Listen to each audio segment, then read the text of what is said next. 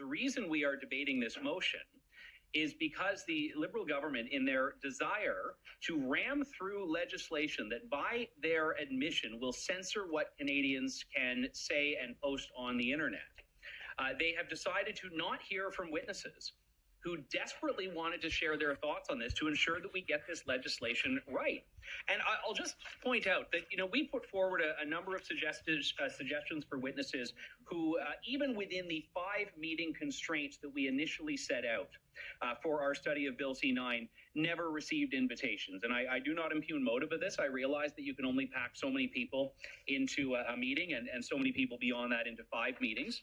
But there were representatives of civil society groups, of a range of political backgrounds, religious backgrounds, people who approached C9 from different perspectives, and some of them never received invitations. One of them was Lisa Bildy, who is a very accomplished lawyer, actually from London, Ontario, and she is the executive director of the Free Speech Union.